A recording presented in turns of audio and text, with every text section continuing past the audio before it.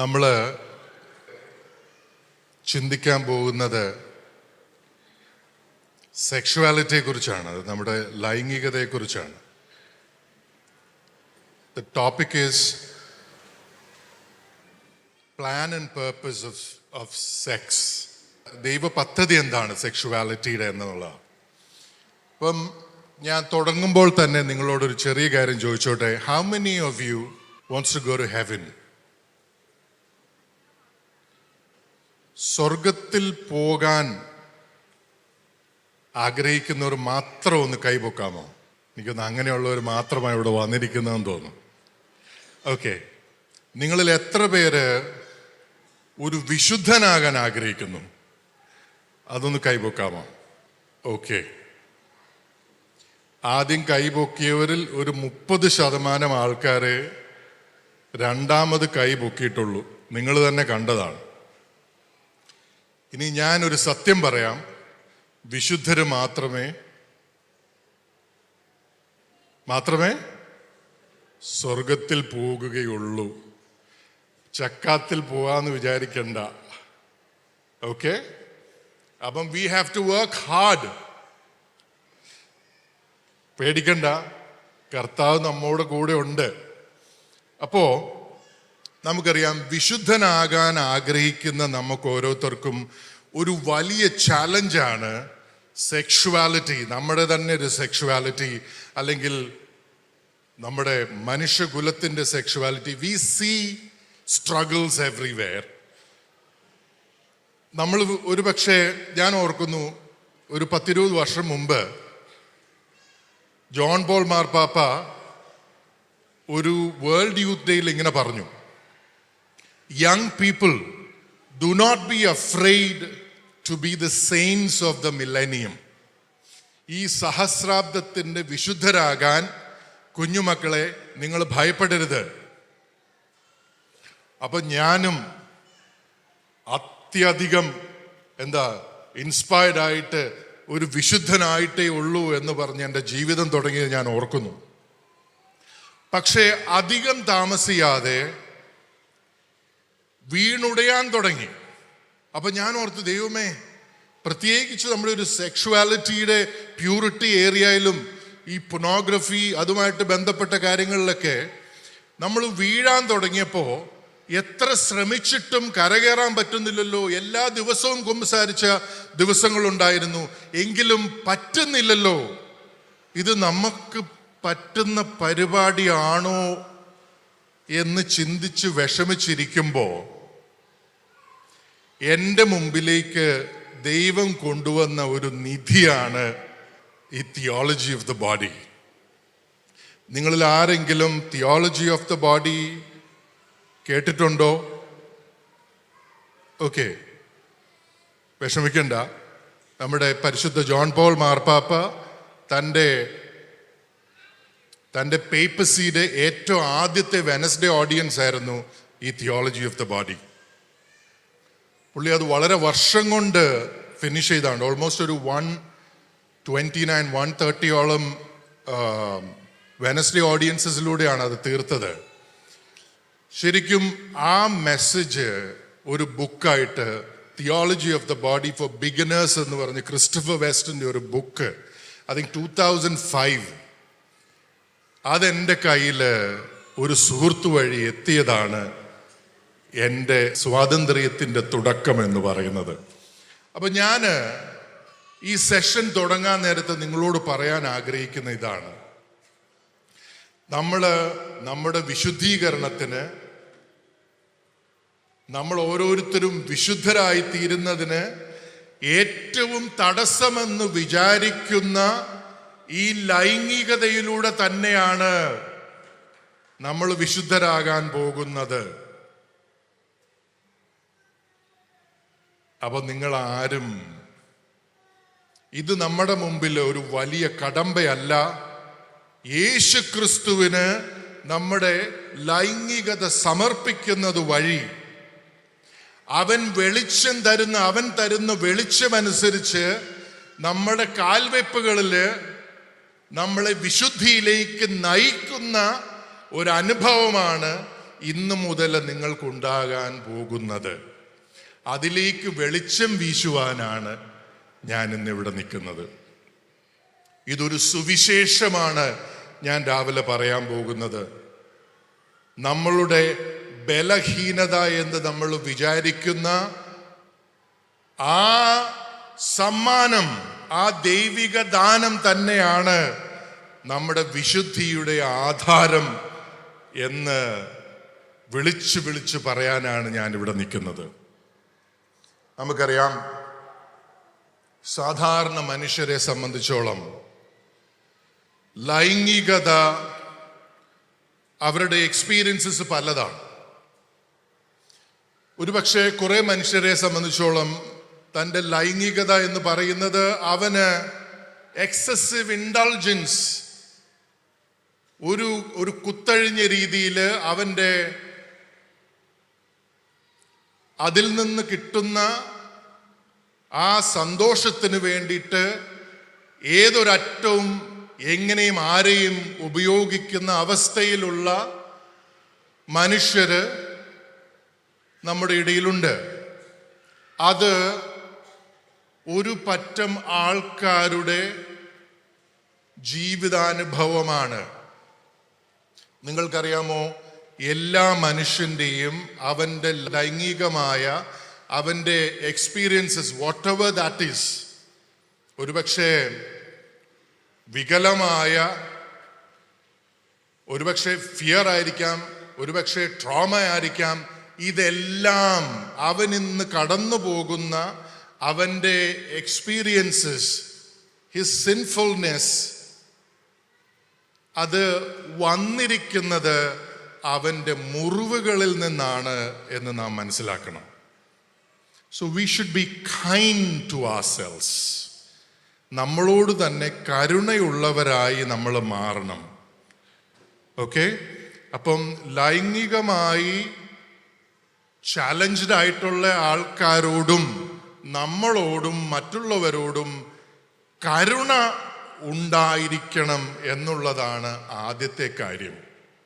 കാരണം നമ്മുടെ എല്ലാവരുടെയും ലൈംഗികമായ പ്രശ്നങ്ങൾ ഒരു ഒരു ഡീവിയേഷൻ മാത്രമാണ്.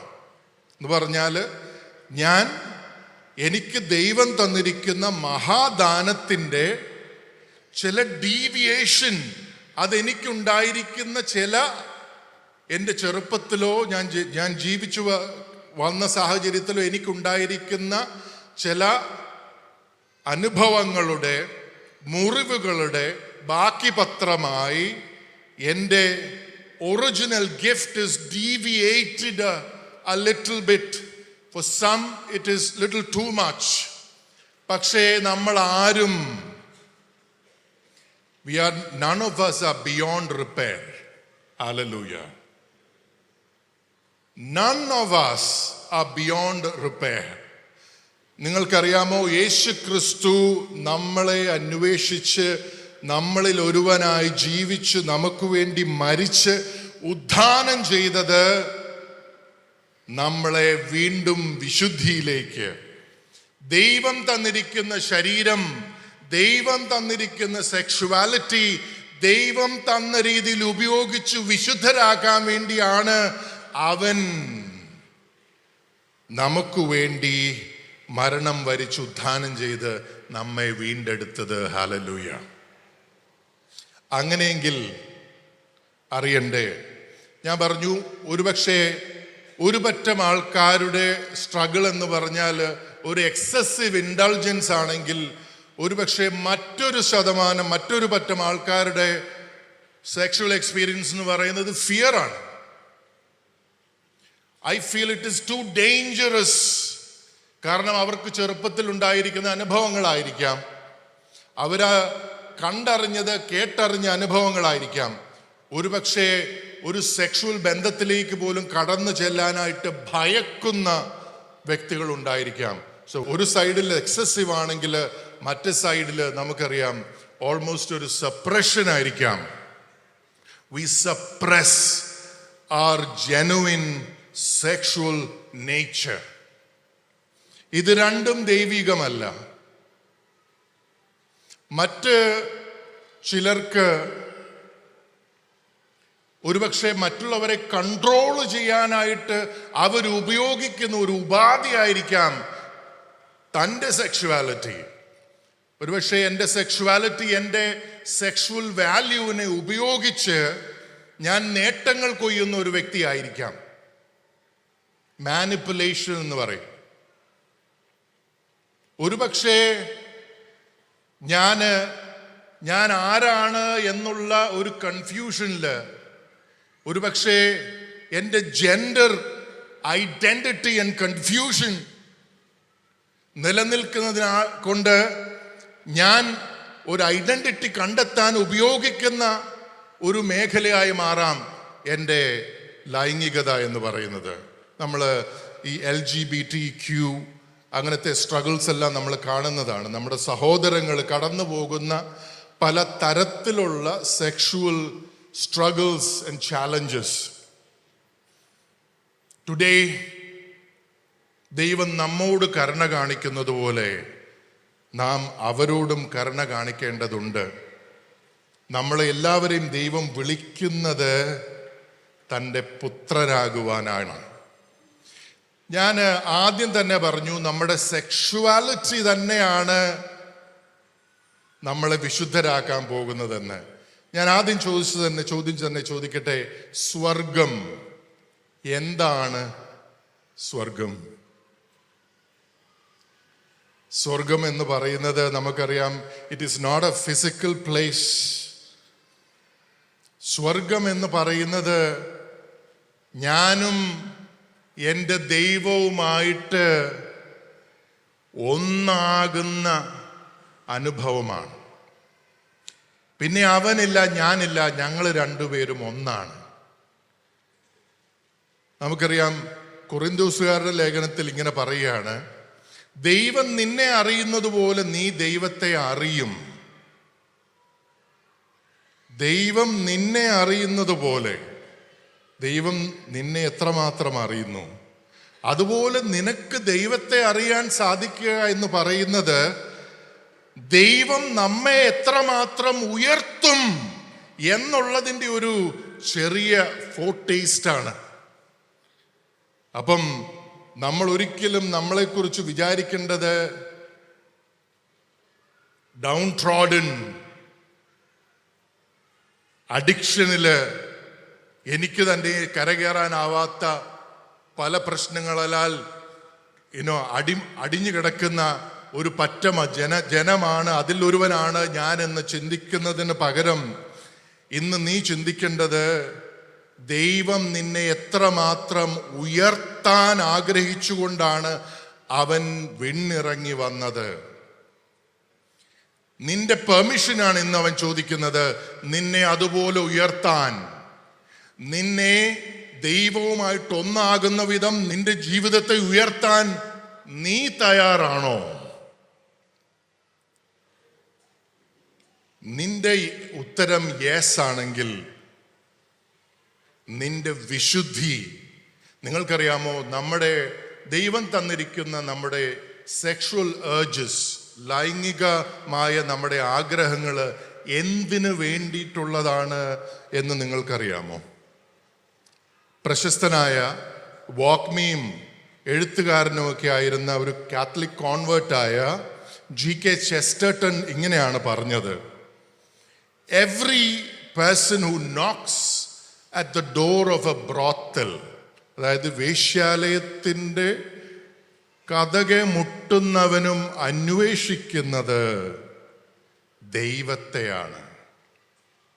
അങ്ങനെയെങ്കിൽ നമ്മളെല്ലാം ദൈവത്തിൻ്റെ ഛായയിലും സാദൃശ്യത്തിലും സൃഷ്ടിക്കപ്പെട്ടതുകൊണ്ട് തന്നെ നമ്മുടെ ഉള്ളിനുള്ളിൽ കോറിയിട്ടിരിക്കുന്ന ഒരു ദൈവികമായ ഒരു നേച്ചർ എന്ന് പറയുന്നത് ദൈവവുമായിട്ട് ഒന്നാകാനായിട്ടുള്ളൊരു വാഞ്ചയാണ് നമ്മുടെ ഉള്ളിലുള്ളത്.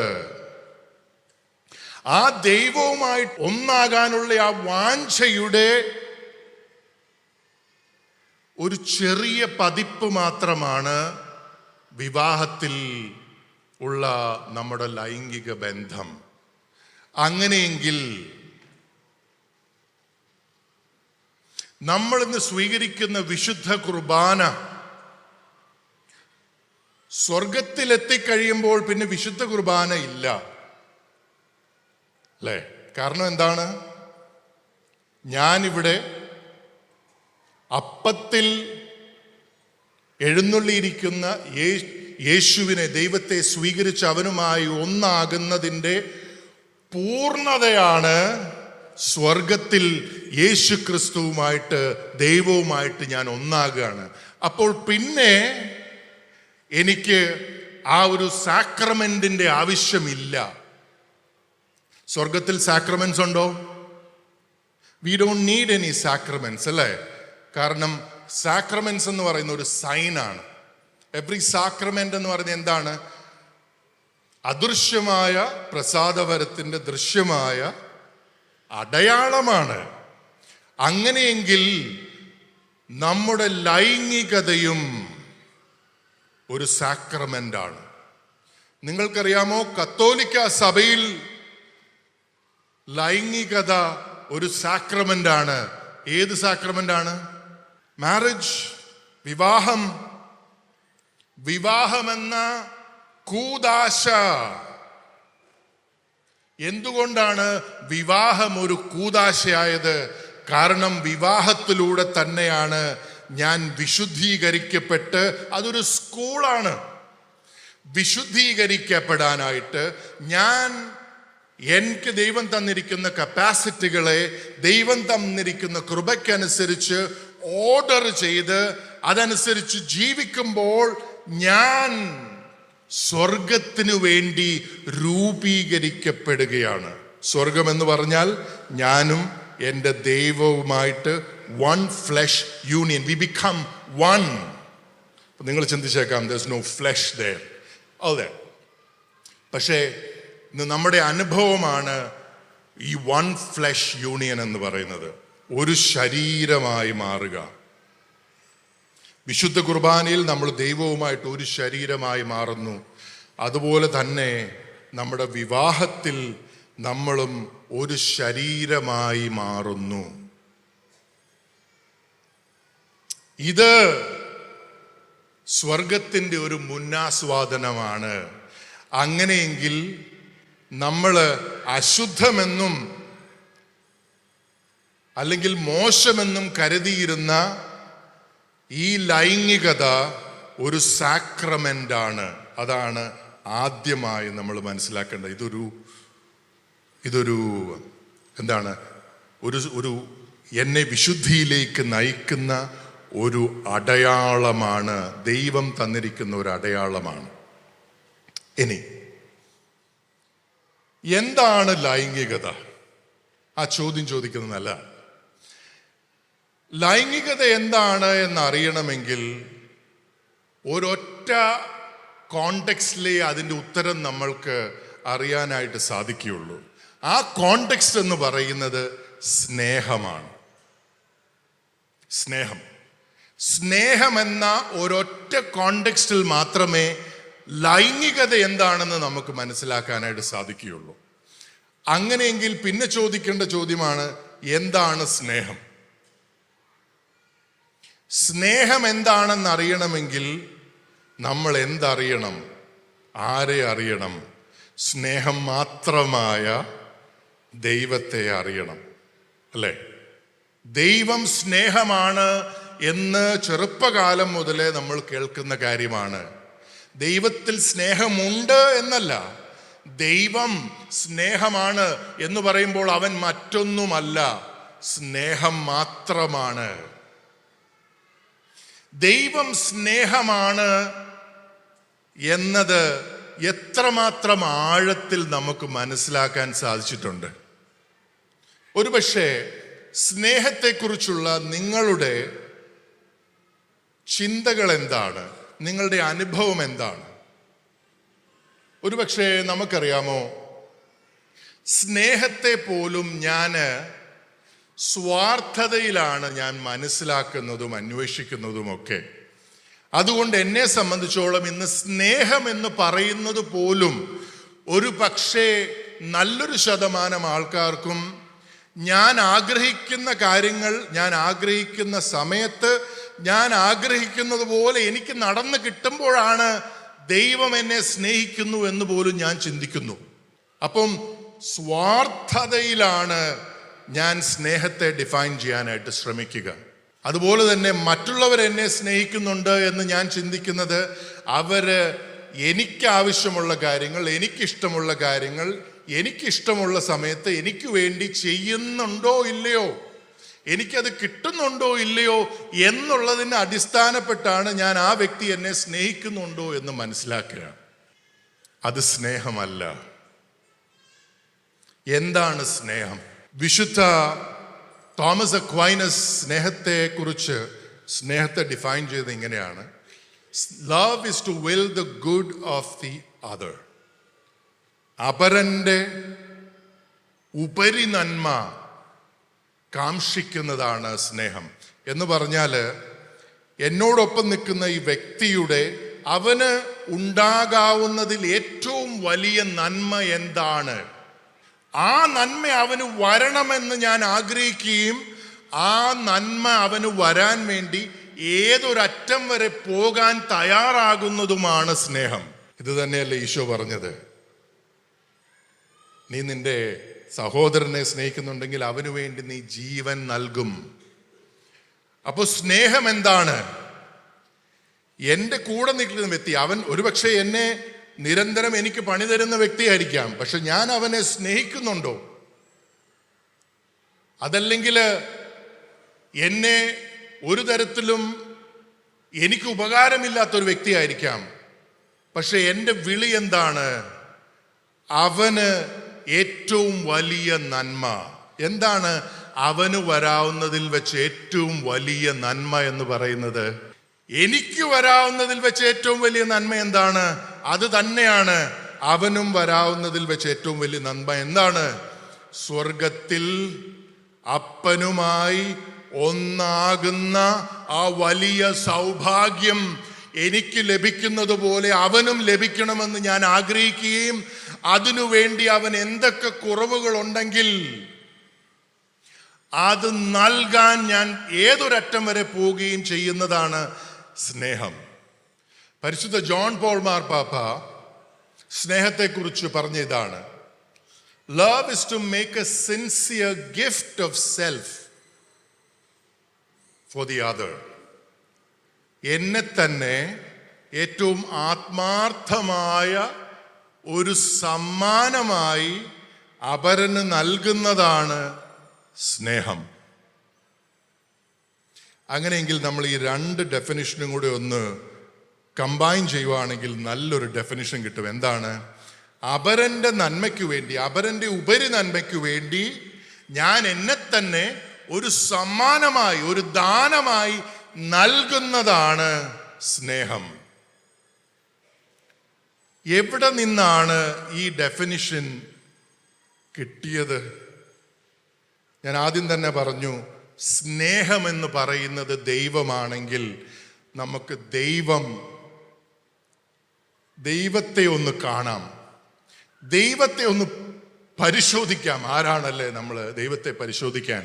പക്ഷേ യേശു ക്രിസ്തു, ദൈവത്തിൽ രണ്ടാമനായ യേശു ക്രിസ്തു നമുക്ക് നമ്മുടെ മുമ്പിൽ വെളിവാക്കപ്പെട്ട രഹസ്യങ്ങൾ, അത് വിശുദ്ധ ഗ്രന്ഥത്തില് ഒക്കെ ഉള്ള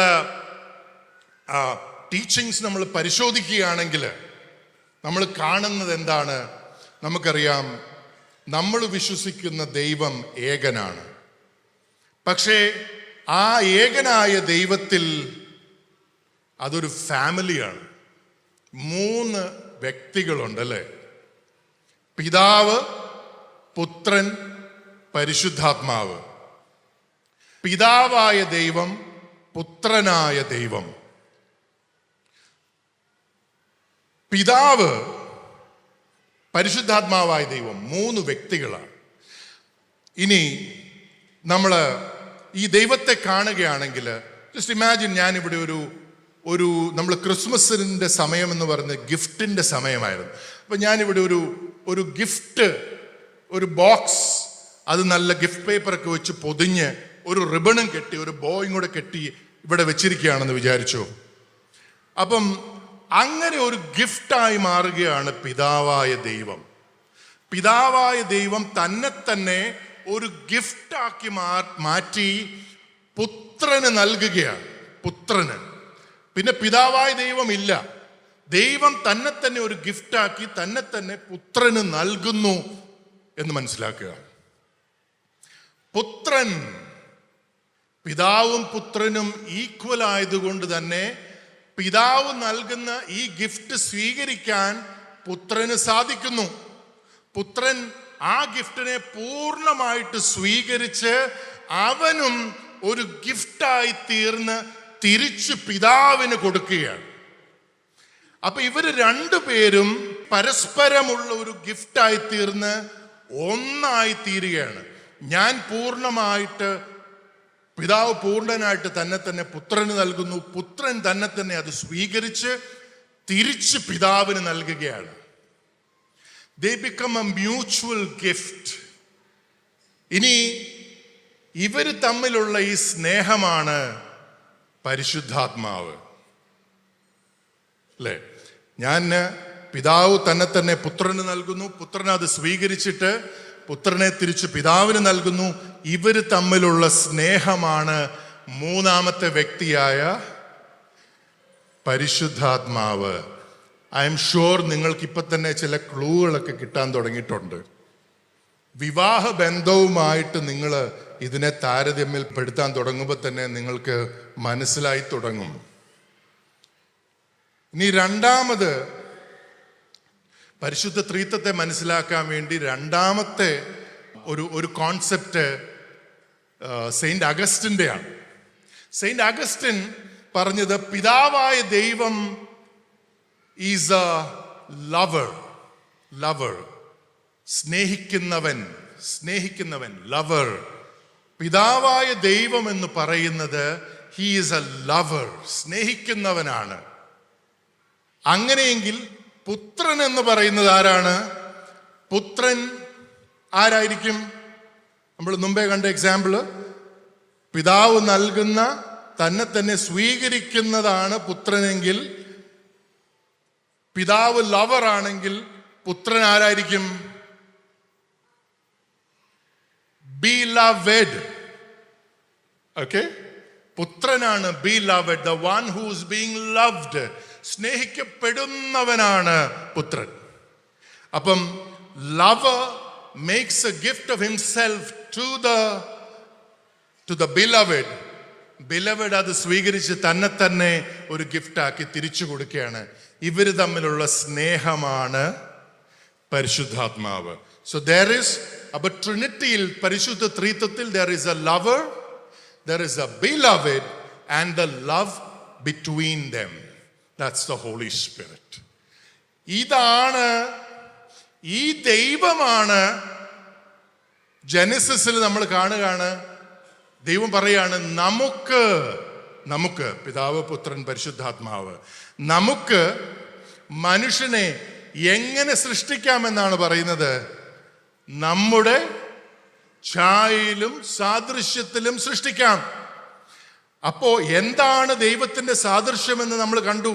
ദൈവത്തിന്റെ ഇമേജ് ആൻഡ് ലൈക്ക്നെസ് എന്താണെന്ന് നമ്മളിവിടെ കണ്ടു.